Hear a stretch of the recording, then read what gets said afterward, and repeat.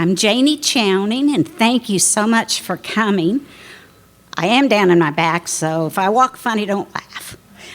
And I want to say about this guy, he's kind, he's gentle, he's honest, he's extremely smart, and he is my brother.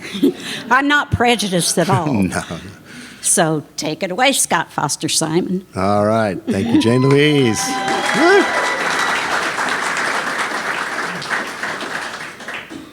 Yeah, and I put bugs on her as a kid, and she still says really nice things about me.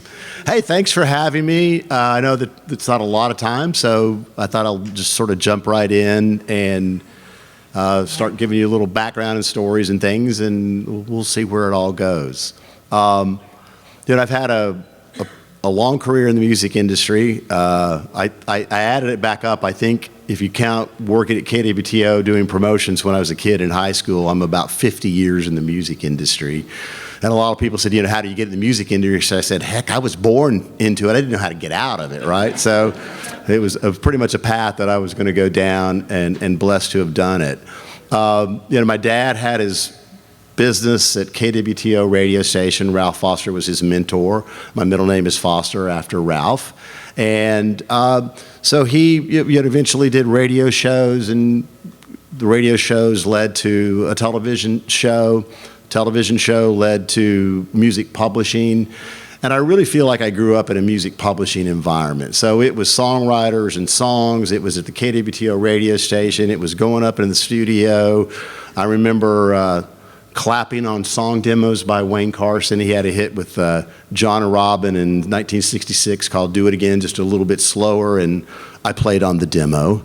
And so I was around saws, and I would go up in the radio station over the weekend, and I would sneak up into the control room, and I'd grab all the albums, and I'd take them down to my dad's office, and he'd hooked up a system where I could copy those albums illegally on reel-to-reel tapes, and I would go home and listen. So I feel like my whole life I was studying songs and songwriters, and just became enamored with the whole thing. And my dad was really adamant that I go to law school. Really smart on his part. And he felt like there were a lot of lawyers in the music industry that he dealt with, but they didn't have a music background, they had a legal background, and they wanted to be in the music industry, and they had to learn that. And he's like, you've had an opportunity to learn the business from childhood, and so take that knowledge of the music industry, apply it to the law, and be a lawyer that actually gets things done. And he goes, I hate lawyers that say, oh, I can't do that, we can't do this. And he's like, no, you need to be a lawyer that finds solutions and make things happen, and there's a way for everybody to win in a deal. And so that was always my philosophy when I became a lawyer. So in high school, one of the thankless tasks at a music publishing company is screening material. I remember getting a song in one time, and I was listening to it. It was called Ivan the Red Agent, which I didn't think had much potential. And about a week later, I heard a song called Rocky. It was written by a local disc jockey, Jay Stevens. I don't know if Jay's around here today, but Ronald J. Johnson, J. Stevens, Woody P. Snow. But he waltzes in with this song, and after listening to thousands of really bad songs, I heard Rocky. And so I went to my dad and said, okay, I found one. I think this is a really good song. And I played it for my dad. He's like, that's a really good song. And so he ended up bringing, we called him Jay back then, into the office. And my dad signed him up. And he took that song to Bob Montgomery, who was a really successful record producer. Bob was in a band with Buddy Holly, the Buddy and Bobby band. He did not end up on the airplane, so Bob ended up having a long, successful career as a music publisher, record producer, and he produced Rocky on Austin Roberts, and it became a pop hit. So that was sort of my first claim to fame, was finding a hit song and actually something happening with it. Interestingly, Dickie Lee did a country version of Rocky, and it turns out it's Dickie Lee's only #1 country single as an artist. So, and then the song, we thought it had international potential and tried to get people to cut it overseas, but nobody sort of picked up the ball and ran with it. And there was this one song plugger working for a foreign company, Trudy Meisel's company, and he couldn't get it cut, so he decided to just cut it on himself. And his name was Frank Farian. So Frank Farian recorded it, And then lo and behold, 2 other people recorded it. So 2 or 3 versions were in the top 10 at the same time in Germany on a little song that came through KWTO radio station. Frank Farian went on to be a part of a production for a band that's infamous, Milli Vanilli. They won a Grammy, and then they had to give the Grammy back because they didn't actually play on the record. So Frank Farian, so there's the Frank Farian Milli Vanilli connection to Springfield, Missouri. My junior year in high school, my dad was for years booking country concerts, working with Hat Peebles out of Wichita, Kansas, country caravans coming to town.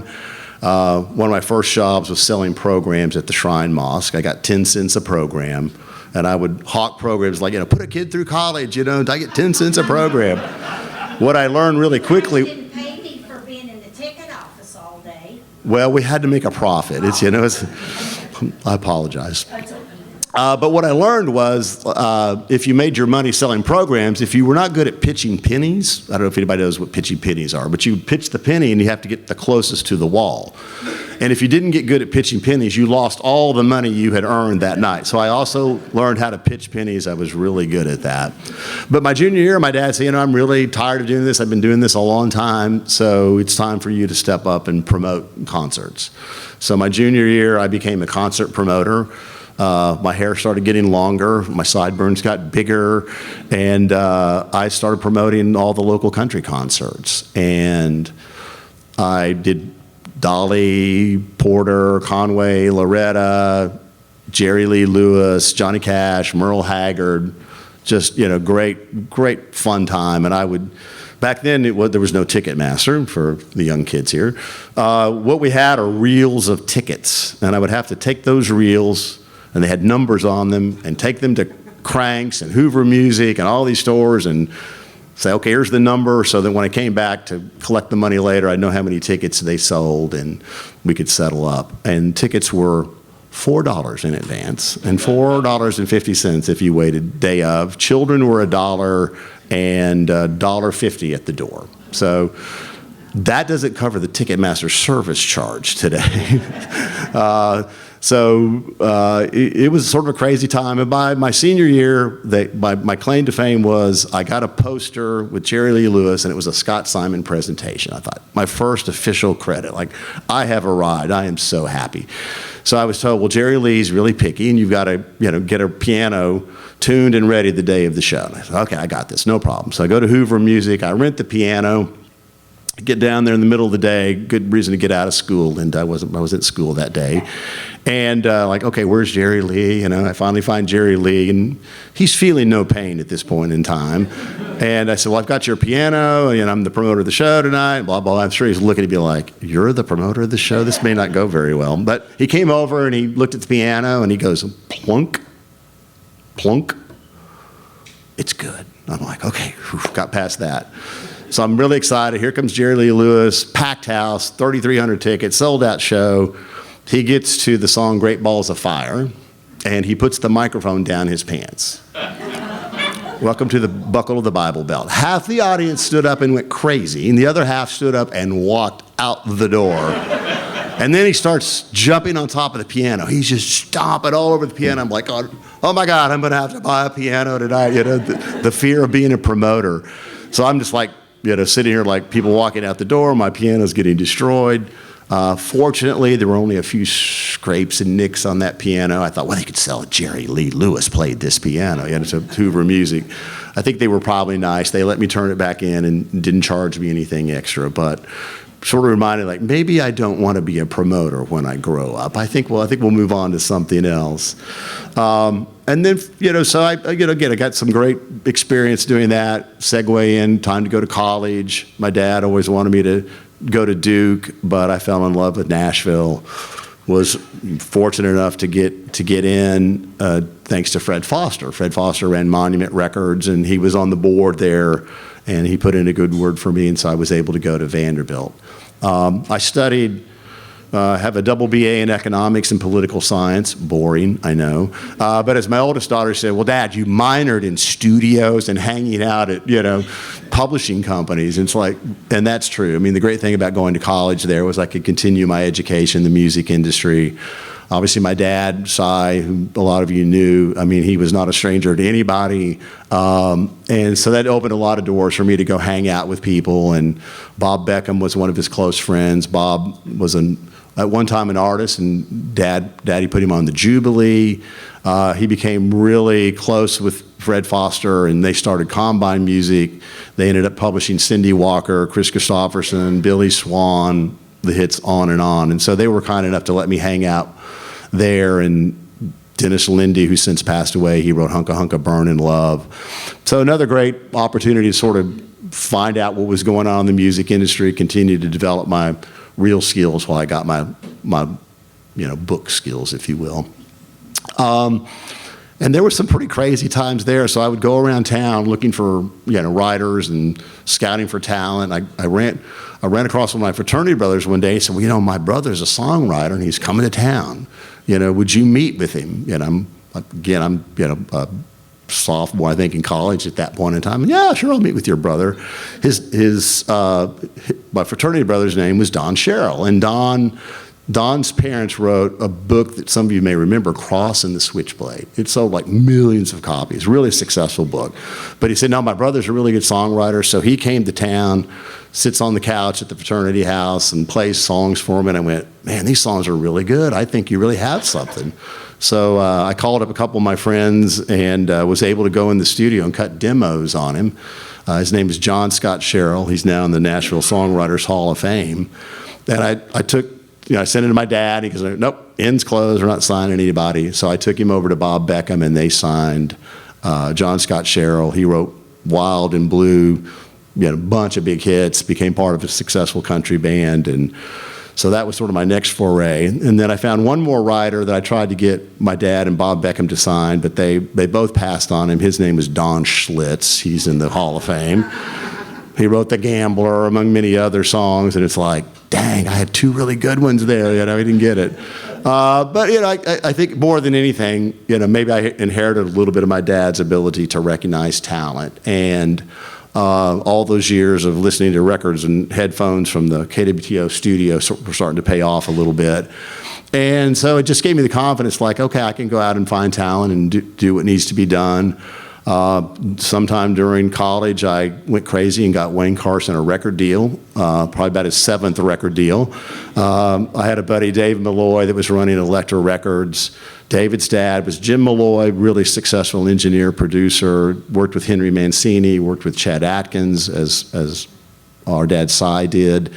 And so David having tremendous success with Eddie Rabbitt. David wrote Drive My Life Away, I Love a Rainy Night.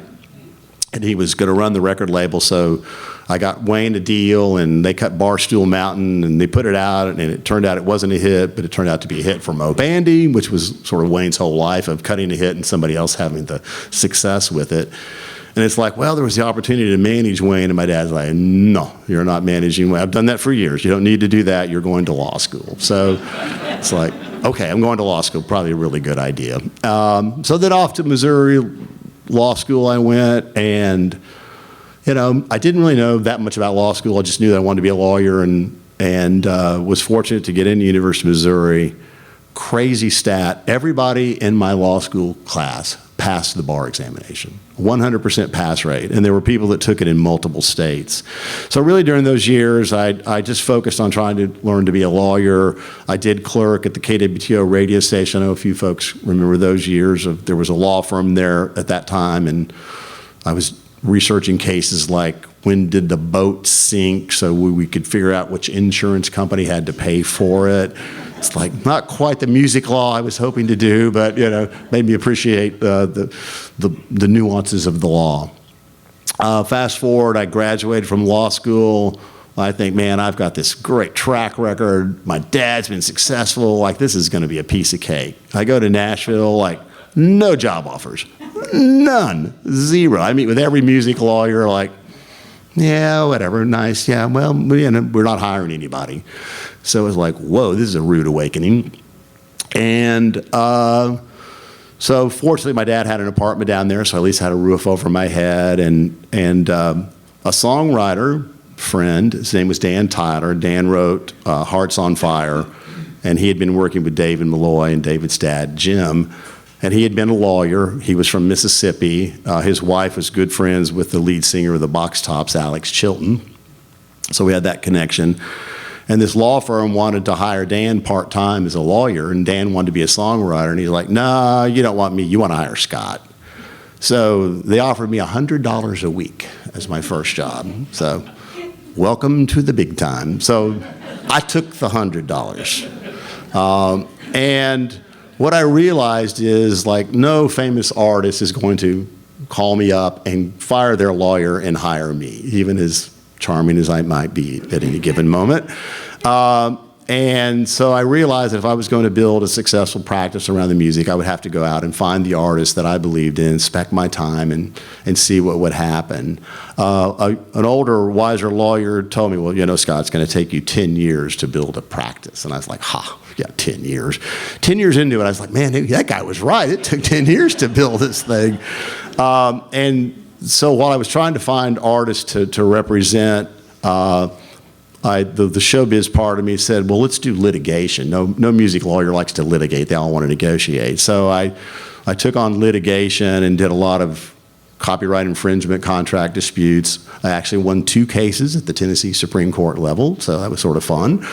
But I realized litigation was not my forte, and it was a lot of fun, but I really wanted to be on the transactional side of the music industry. And by then, a few of my clients and business people would turn me on to an artist and say, well, hey, come check out this artist at the Cockeyed Camel in Nashville. And that turned out to be Alan Jackson. So I saw him do these little demos and all that stuff, and I'm like, I'm in, I'll be his lawyer. He goes, well, he doesn't have any money. I go, I'll be his lawyer, I'm in, I'm all good. I think he's really good, something's gonna happen here. So I became Alan Jackson's lawyer, and that was my first big artist that I developed as a lawyer, and that was a fantastic ride. And then Alan, he was signed to Arista Records. So Arista was run by Clive Davis. Clive is a famous music executive, crazy, wild guy, you know, Whitney Houston and on down. But he had wanted to have a country division, and so he started Arista Nashville and hired Tim Dubois to run it. And so Tim really wanted to sign Leroy Parnell and let that be the flagship act of Arista. And I was telling Alan and his manager, like, we have to be the first. Like, we have to be the first. Like, Clive Davis will not fail with Arista Nashville, and you'll get extra promotion and marketing if you're the first. So I remember, like, going as fast as I could and going to the studio and getting Alan to sign the contract in the studio so he could be the first signing to Arista Records. And they put out Blue-Blooded Woman, and we all were like, Blue-Blooded Woman, of all the things that he cut, there was a song called Here in the Real World, which you all may remember. You don't remember Blue-Blooded Woman, I'm sure. Blue-Blooded Woman did not work, but Here in the Real World broke Alan, and it was a great run. And I got very involved with Arista, so I ended up representing Brooks and Dunn. Paul Worley was a famous producer in Nashville running Sony A&R from a publishing perspective, and Kix had a deal at Capitol and it really failed, but he didn't have any money, so Scott raises his hand, I will be Kix's lawyer.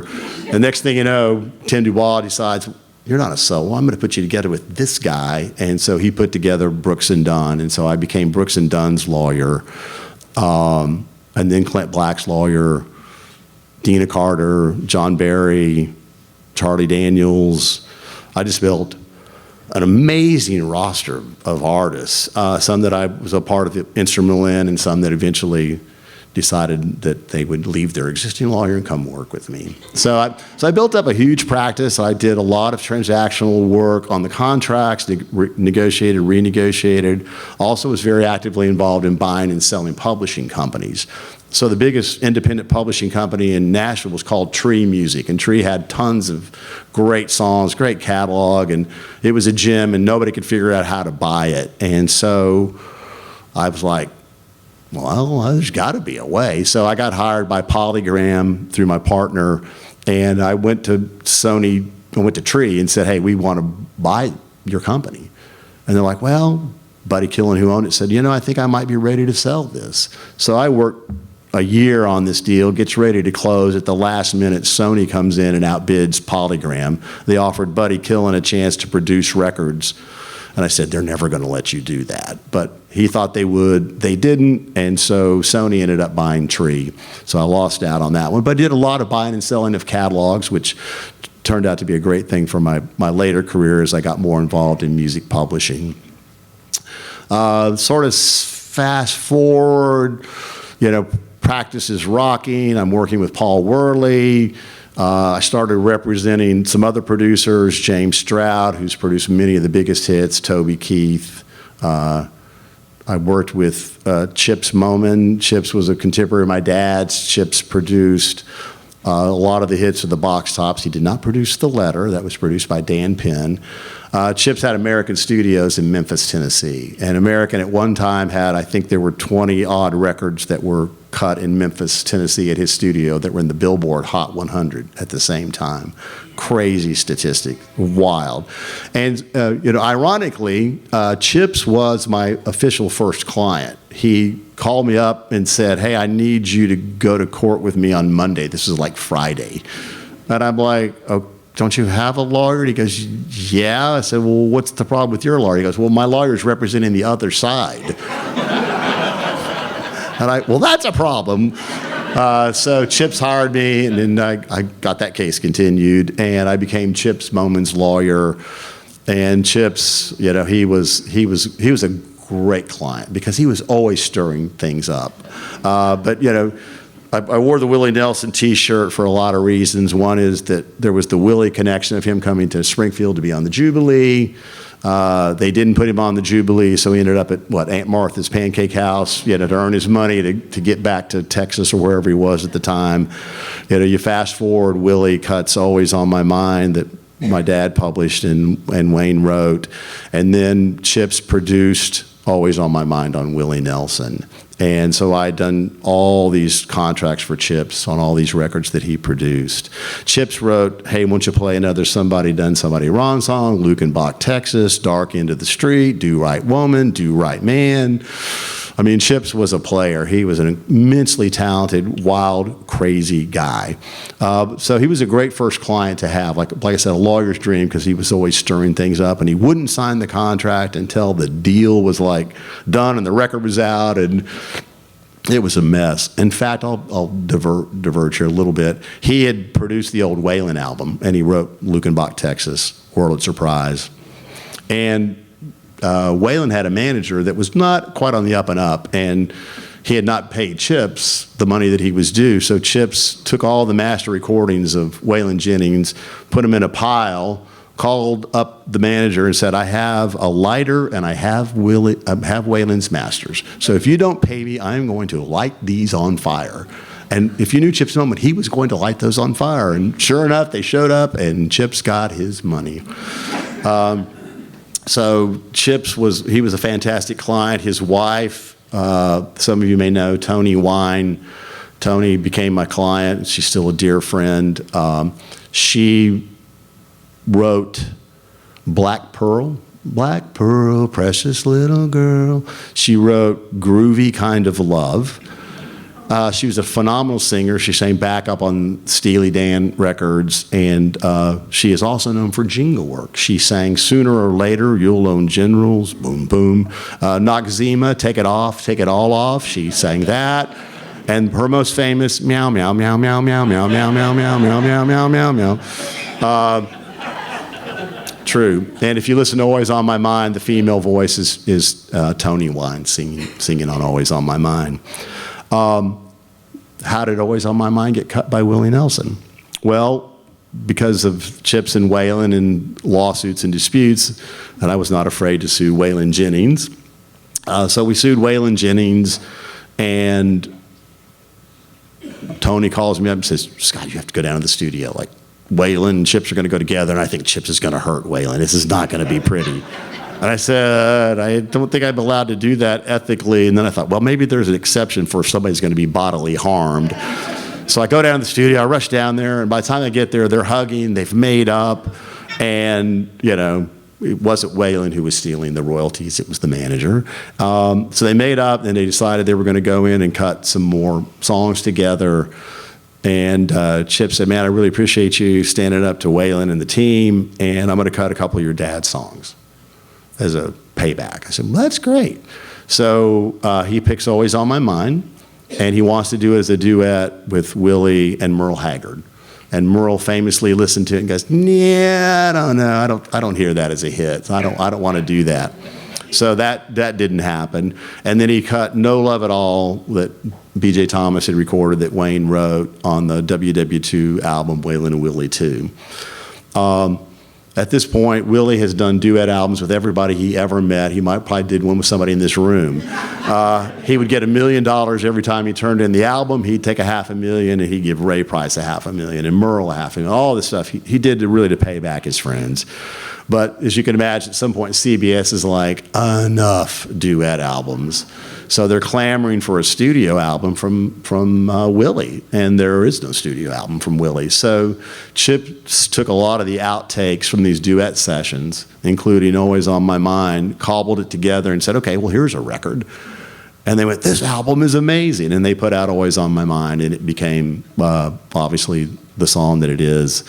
And it had already been recorded a number of times. Brenda Lee recorded it. John Wesley Riles recorded it. Elvis famously recorded it. It was voted Elvis's most famous, biggest hit in Europe.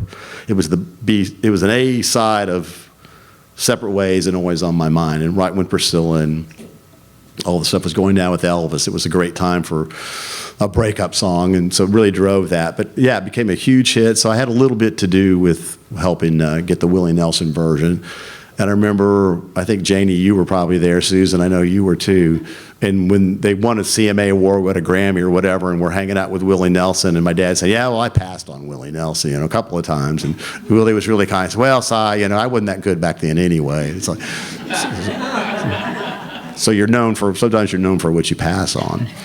But I built up a great practice, and I'd become really close with Paul Worley, like I said, and we had done a lot of deals together and had some success, and I'd sort of branched him out into the pop music. There was a young artist named Ben Folds that was out of North Carolina, and I'd gone to North Carolina to see an act, and I got to sound check, and he was sound checking. I said, who's that? And they go, well, that's the opening act. And I go, what time does he go on? Like, I want to see that guy. So I came back and saw the opening act, and it was Ben Folds. Some of you may know Ben, some of you may not, but he became very successful as a pop artist. Brick was one of his biggest hits. So I signed Ben Folds to a publishing deal, brought him to Nashville, and started developing Ben and working on the pop side with a lot of my friends there in Nashville. And we built up a great little pop scene in addition to the country stuff that we were doing. And that was a lot of fun. And as much as I loved practicing law and doing all that, I think there still was the entrepreneur spirit in me and wanting to develop my own things and be a part of it. And so Paul got the opportunity to move over to Sony Records. And they said, look, you can head up A&R at Sony Records. So he said, hey, you got to help me put the deal together, but I might have to bring in this other lawyer. There was a really high-powered lawyer, Joel Katz, out of Atlanta, and he was very connected with Sony. And he said, so I got to bring him on, but you got to look at the contract, because I don't trust him to look at the contract. It's like, not a problem, Paul, whatever we need to do. And then about 3 weeks later, he called me and says, they want to get rid of everybody at the regime, and I want you to come with me and go run Sony Nashville. And we joked about running a record company for years, like, yeah, if we were running a record company, we'd do it right? All that kind of stuff. And it's like, okay, so I remember calling up mom and dad saying, okay, well, I'm going to quit the practice of law and go run a record company. It's like, silence. It's going to be okay. It's going to be okay. I think it's going to work out. So I segued into running Sony Music Nashville. I got there was a young artist that I'd been negotiating his contract on that I thought he hadn't signed it yet, but I thought we could bring him in and make something out of him. His name was Tim McGraw. My partners didn't think that was a great idea, so we passed on that. I had a young female artist that a client had turned me on to. I thought she was fantastic. Pitched her, nah, her dad produces her. I go, yeah, for now. That was Leanne Rimes.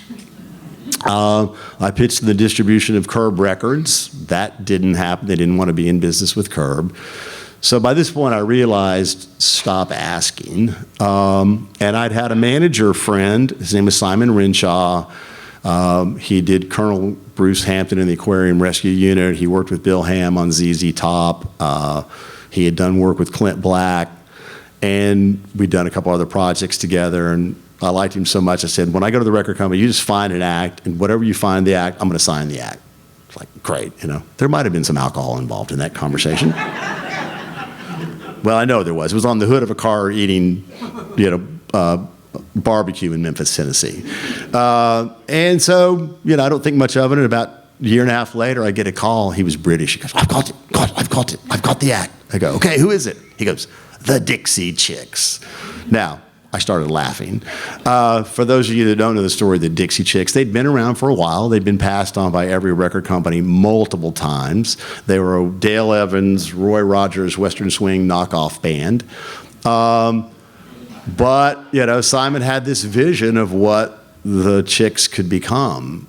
And I knew if I went and asked anybody, that will never pass muster. So I said, okay, yeah, we're done. I'm going to sign it. Well, do you want to hear him? I go, no, I don't want to hear him. Like, you're going to go figure this out. You're going to sign the contract. That was on a Wednesday. On Friday, they signed a development deal contract with Sony.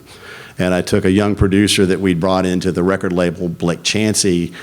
Blake was a second-generation music guy like me. His dad was Ron Chansey that produced the Oak Ridge Boys, Elvira, among other big hits. A lot of great records. And Paul and some other producers there were dominating. They really weren't giving Blake anything to work on. So I said, hey, Blake, I got this thing. Like, you need to go to Texas and figure this out. So off Blake goes to Texas to figure out the Dixie Chicks. And then they called me up about 3 months later. They've been working on stuff and said, we've got a problem. I go, okay, what's the problem? They go, we're firing the lead singer. It's like, okay. Are you going to drop us? I go, no, I'm not dropping you because you're firing the lead singer. I didn't sign it because of the lead singer. I signed it because of you. You go find the next lead singer. I'm still all in. So like, great, okay, great. So they go back and they do Canvas, Texas, and they find Natalie Maines. And so we ended up doing a golf school, surprise, in Austin, Texas, and the newly formed Dixie Chicks showcase for us with Natalie Maines as lead vocalist. Some of you that know the Chicks will find this hard to believe, but she was a wallflower. She had a turtleneck up to here. She held the mic like this, and she did this. But when she opened her mouth, it was just like, oh my God. So they passed the audition. By this time, I'd been at Sony for a couple of years and was getting a little restless. There were 3 of us running the record company at that time together, and I thought I would branch out and go run another record company, and I started interviewing some other record companies, and Tommy Mottola got wind of that, who was running Sony. He did not like that idea at all, so he sent me into timeout. So I went to timeout to sit it out so I could go run another record company, and Simon Renshaw, who was managing the band, said, hey, you're not doing anything right now. Could you be the lawyer for the Dixie Chicks? And I go, I signed you to the label and now you want me to be your lawyer. I said, no, that would be a first. I said, okay, the ethical lawyer in me says, no, you can't do that unless Sony consented to me being their lawyer. So they called up the head of business affairs, Ron Wilcox, and he graciously agreed that I could represent the Dixie Chicks. So I signed the Dixie Chicks and I negotiated their first recording contract. And instead of going on to run another record company, the opportunity to meet Tim McGraw as a potential client, as a manager, came my way. Did not want to be a manager. I mean, I thought managers were like, they're like there. Way down the bottom of the food chain. But, I came from that school of, take a meeting. You never know. It's like you might find something interesting. So I took the meeting with Tim, and he just got together with Faith. They were going to have a baby. He'd had a big album, Not a Moment Too Soon. The next album had done okay, but was, could have gone either way. Went from selling 6 million records to 1 million records. And typically in the music industry, once you're there, you're just holding on. It's like, how gradual can the decline be? But I'd known Tim again a little bit because of the law practice. And when I met with him, I just met a guy that was so freaking focused.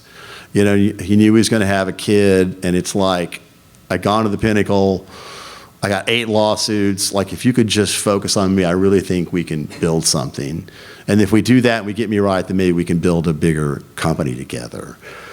So, you know, great conversation. So I said, okay, well, I want to hear some of the music. So he played me some of the music. It's Your Love, Where the Green Grass Grows, Just to See You Smile. And I'm like, this may be the greatest country music I've ever heard to date. Didn't really want to be a manager, but was thinking about it, and I got a call while I was playing golf. Again, surprise. And he said, okay, you're in. I go, okay, but if we're going to do it, we got to start right away. It's like, okay. So I gave up running a record company and became an artist manager. And Tim was my first client, a pretty good one to have. And I just felt like Tim had gotten a little bit of pigeonholed musically, the tempo, up-tempo, kick-ass kind of things. Like, I like it, I love it.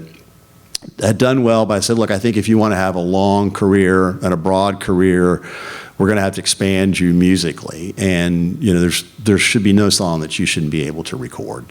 And to that end, you know, I advocated to put out It's Your Love, a ballad that featured Faith as the first single, and ballads weren't supposed to be first singles back then. But we put it out, and obviously it was a monster hit. And then she was pregnant on the ACM Awards singing it, and it was like the giant hormone rush across America. And, you know, it's like, this is going to be really good, you know. And so we put the album out, and it was the biggest sales week he'd ever had, and that album has gone on to sell 5 million copies. So he went from 6 million to 1 million, back to 5 million, and we never looked back. And so I worked with him solely for a while, and then eventually we built a roster of some other artists. We had Jessica Andrews, who had a big hit with Who I Am, Carolyn Dawn Johnson, a Canadian singer-songwriter, fantastic artist.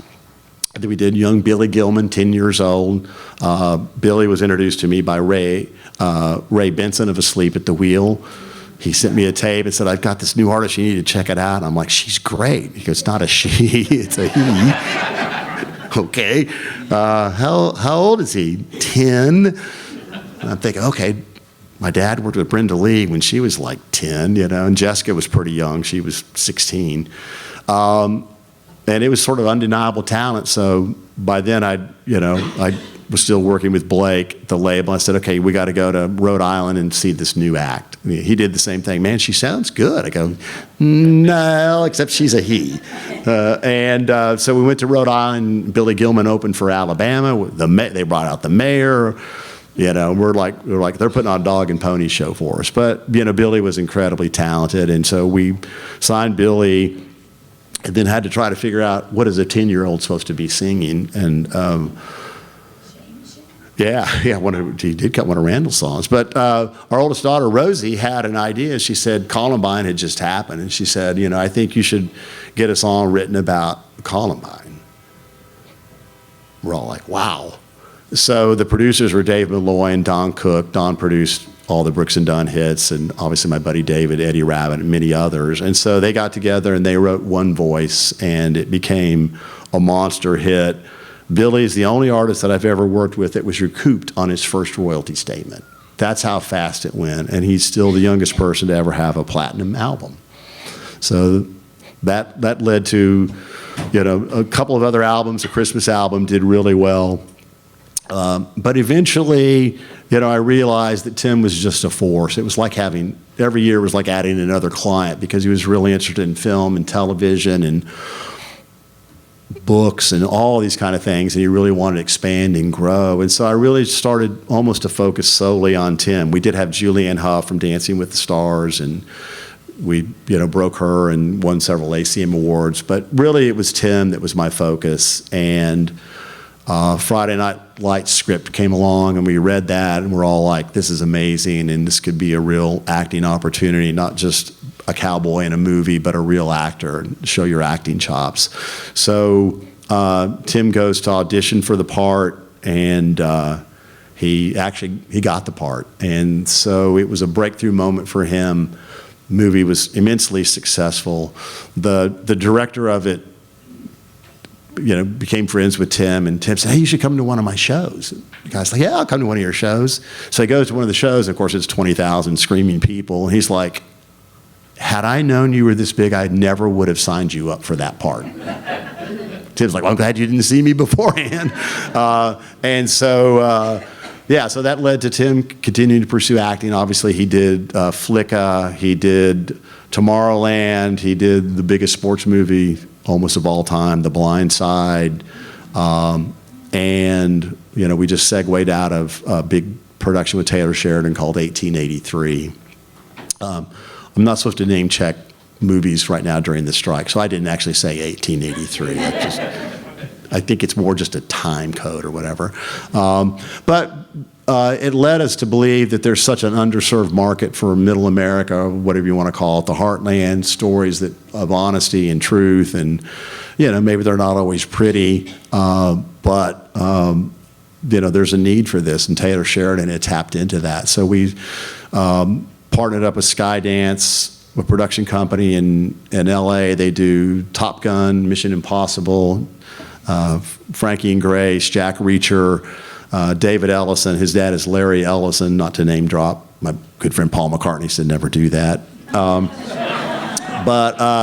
So David has built a successful company and loves country music and has a great Nashville connection. So we've formed a celebrity media company around Tim called Down Home, and we're in the process of developing 3 or 4 properties, and we'll segue into those hopefully next year.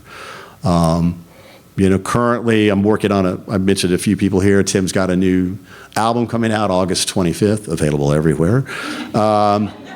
We're going to launch a tour. We actually just announced it July 28th, put the first shows on sale August 4th. I think this may be his biggest tour ever. It's going to be his biggest production. Arenas indoors. It's not going to rain on you. It's going to be great. Usually we do the big productions with Tim and Faith, Soul to Soul, but this time it's going to be a big tour with Tim. So actively involved in all the things that go on with putting on a world-class tour. For me, by the time you get to those things, sort of the hard work is done. It's been the 2 years in advance of all that I really go to work. When 1883 came out, it's like, it was great, but all I remember is like 8 years of negotiating this deal, trying to get it done, realizing it could be a game changer. And I was blessed to get to read the scripts early on. Taylor's just a phenomenal writer, and these words are just popping off the paper, and you're just like, this is unbelievable. And if they can translate this to screen, it's going to really do something special. And they got Paramount to give them like $125 million to make the series, so they were able to get it on tape and put it out there for the world to see. Over the course of the years, I think I always was a music publisher. I think if you peel away the onion, I still am a song guy. Have been blessed. Recently, we published one of Luke Combs' big hits called Doing This. We signed a guy named Matt Ramsey. He had a band. We tried to get him a record deal. Everybody passed on him, but Matt Ramsey went on to form Old Dominion. We published Break Up With Him, a bunch of their hits, Save It for a Rainy Day. Matt wrote for Kenny Chesney, Make You Miss Me, Sam Hunt. So throughout the course of my career, I've always had some involvement in music publishing and always looking for a song and how do you get that song out there and how do you connect that song to the right person and make something happen. And sometimes it happens right away, and a lot of times it takes years to cultivate and find that right match where it all comes together, and next thing you know, there's a piece of magic out there that might change people's lives. Probably the epitome of that in my career is Live Like You Were Dying. And Live Like You Were Dying was written by a couple of writers. One of them was Tim Nichols, and some of you probably know Tim Nichols. Tim was from Springfield, Missouri. And he had gone to meet with my dad, and my dad thought he had the talent to make it. He said, but I just think maybe the time has come where you have to go to Nashville to make this happen. If you want to, hunt tigers, you need to go to the jungle. And so Tim took him to heart and went to Nashville and became a really successful songwriter. And fast forward, he writes Live Like You Were Dying. I get to be a part of that process of marketing and and promoting that song. So I was like, wow, like there would be no Live Like You Were Dying if it was not for Cy Simon in Springfield, Missouri. It's like the 1 or 2 degrees of separation that exist. But then when you see a song like that and you're in a concert and you're there with 25,000 people and they're screaming and singing every word, and there's a little girl at 6 years old and a 70-year-old guy, and we're all sharing that moment because we all have a connection with that song. And it may be our personal life, it may be a family member, somebody, but I think that song really has touched people and changed people's lives. So I think, that's what I try. Excuse me, I'm a little hoarse here. That's what I try to do. I think my goal has always been to be behind the scenes, not on this side of the microphone, but to try to help empower artists to be the best that they can be and writers to be the best that they can be. Encourage them, give them critique, either warranted or unwarranted. My advice is free. You can follow it or not follow it. But with the hope of them being able to be the best that they can be and truly change people's lives through music. No, is every song going to solve world peace? No, it's not. But maybe it solves your peace. So, so when all is said and done, I think I'm still a song guy. Leads to the modern day of Kitty coming into our lives and saying she wanted to write a book about our dad, and of course we're so forward, like, well, what if we co-wrote that book with you? And so she was gracious enough to let Janie and I help in the process. She's really the lead author. I went to Vanderbilt, I went to the University of Missouri, and I went to the University of Kitty. So my English grammar is much better now. Thank you, Kitty. We've written this book, and I'm really excited for it to come out. It's under contract with the University of Arkansas Press. It's called Broadcasting the Ozarks, Siman at the Crossroads Country Music. And it's not just about the Ozark Jubilee, but there's a lot of stories in there that I think a lot of people here in the Ozarks will relate to. Some about my dad and about all the people that made the Jubilee possible: Lester Cox, Ralph Foster, John Mahaffey, Les Kennan, all these really great business people that had a belief that they could do some amazing things in Springfield, and in some ways they didn't know they couldn't do it. Those of you, my dad, he did not lack for self-confidence. Can I use a bad word? I don't know. So when I was first coming to Nashville, he goes, Scott, you're going to have these moments and you're going to question yourself. He goes, just look down your shirt and fuck self-doubt. So I've looked down my shirt a few times and tried to follow those words and again believed what I believed. I didn't wait for somebody else to tell me they thought it was a hit. Either I thought it was a hit and either I was right or I was wrong. Fortunately, I've been right enough to sort of pay the bills and keep doing what I get to do. So, are we good? I think it's more than good, don't you? Wow. Woo!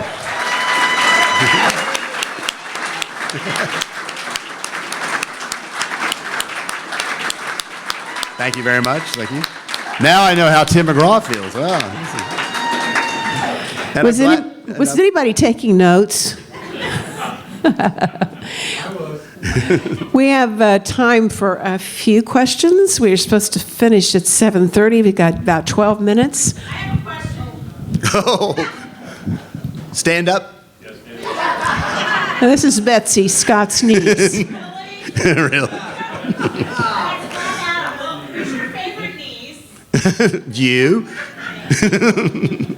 I want to know, when you were like 10 years old, did you know you were going to go into this industry? Yeah, I was pretty sure I was going to go into the industry, probably since I could first start going to the office with my dad. It's like, this is, okay, there's something here, this is special.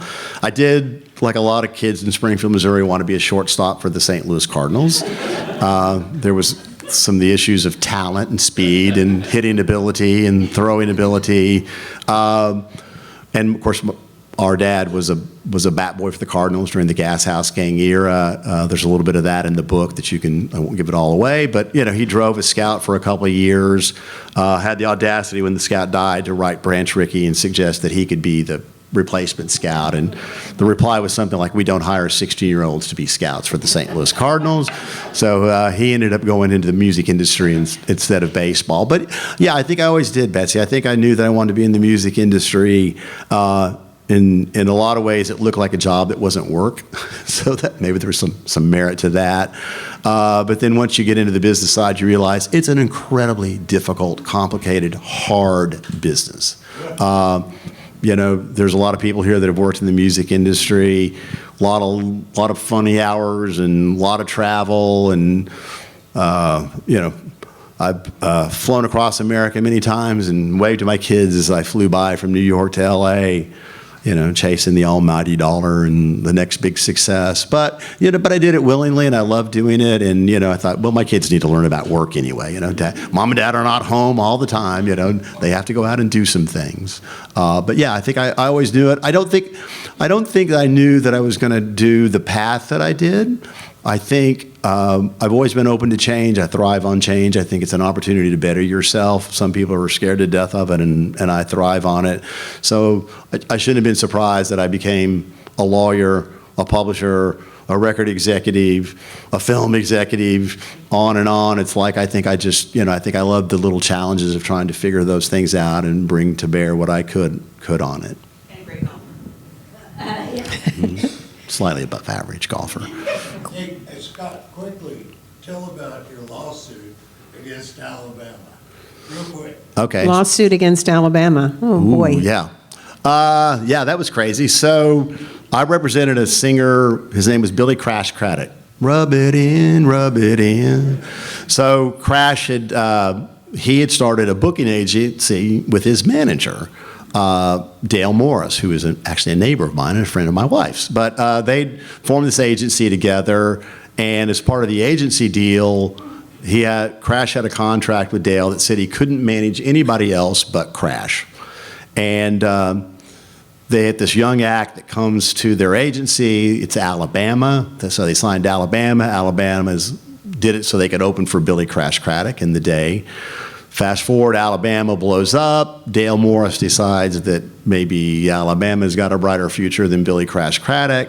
And so he starts, he called it consulting. I called it managing. So I thought he was in violation of the contract. He had taken the band, formed his own agency, and basically was trying to lock out Billy Crash Craddock.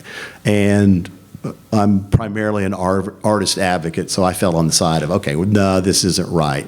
So I sued Dale Morris, and I sued Alabama. I sued Alabama in their hometown of Fort Payne, Alabama, and beat them in their own hometown. They're still friends. I saw them the other day, I made some money, Crash made money. I don't think I held Alabama back at all. So. Question. And they did cut one of Foster Siman, Wayne Carson songs, Hollywood, on one of their records. So. Yes. In your opinion, what's the biggest difference in the music business now than when you first started? Joel Harris question. What's the difference in the music business now and when you started? Is that? Yeah, look, I think digital disruption. When we went from selling records and CDs by the boatloads to, oh my God, we're going to download. What is that? Now streaming. We were really thought we were a tech-savvy business, and it turns out we were not a tech-savvy business. I mean, I worked for Sony, one of the biggest electronic companies in the world, and I remember going to these big meetings in New York, and it still blindsided them. And next thing you know, we have this digital disruption. Walmart decides they want to lower prices on albums. We got up to about $20 an album, and now it's going down to 17, 16, and nobody's business model was based on the price of records going backwards. And honestly, it just took the music industry into a dark, dark period. Almost 20, 25 years, we had to fight through that and find ways to replace the monetization of record sales. Think about it. When we put out Live Like You Were Dying album, whatever, we sold, I think, just shy of 1 million albums the first week. Okay, so even at $10 an album, within a week, all the money is in the bank. Now we don't sell records, so for the streams to add up to what those first week numbers were, it might take 2 years before we see the money. And so we've really had to revamp how we make money and how we can survive until we do get a hit. And country music has always been the last to adopt, a slower adopter of things.